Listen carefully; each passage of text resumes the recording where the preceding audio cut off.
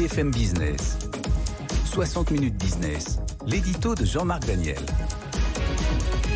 Et Jean-Marc, du côté du gouvernement, ça y est, on ose le mot interdit. Protectionnisme. Absolument, Ouais. on ose le mot maudit, le mot que tous les économistes normalement condamnent avec vigueur. Et effectivement, hier, dans l'interview qu'il a consacrée à la situation économique et à la situation intérieure, le président de la République a une question, on lui posait: êtes-vous protectionniste? Il dit oui, je suis protectionniste. Alors devant la réaction un peu surprise de Caroline Roux, il dit oui, mais au niveau européen. Comme si le fait de transférer une idée fausse au niveau européen allait lui donner une consistance beaucoup plus positive.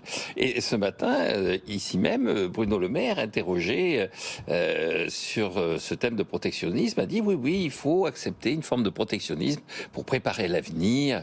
Alors, ça paraît tout à fait singulier parce que s'il y a une chose qui est assez constante dans la science économique, c'est la condamnation du protectionnisme. Depuis un des tout premiers à avoir enseigné l'économie, qui était un Anglais qui s'appelait William Nassau Senior, qui disait « Nul n'est économiste s'il est protectionniste », jusqu'à Paul Krugman, qui est plutôt favorable en général à des dispositions en faveur des salariés, qui est plutôt favorable aux idées de gauche, qui disait « Il y a une chose qui est permanente dans le débat politique, c'est que les populations sont plutôt protectionnistes et les économistes sont plutôt libre-échangistes. Il appartient aux hommes politiques d'être libre-échangistes en expliquant aux populations pourquoi on ne peut pas être protectionniste. » Et donc, on est dans cette situation où, manifestement, nos dirigeants ont perdu ce sens de la mission que leur confiait Paul Krugman. Qu'est-ce qui s'est passé ?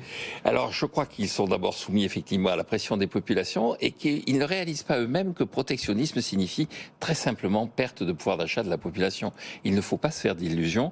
Une partie de notre pouvoir d'achat a été acquis grâce à la mondialisation depuis les années 2000. Si on revient en arrière, si on décide de ne plus s'approvisionner en Inde, en Chine, en Amérique latine, tout ça va coûter plus cher et la population qui réclame le protectionnisme, la protection, la souveraineté, elle se retrouvera avec une situation sur son pouvoir d'achat qui sera encore plus dramatique que ce qu'elle vit à l'heure actuelle. En face de vous, il y a Pierre Kupferman qui faisait oui de la tête. Protectionnisme, c'est populisme ?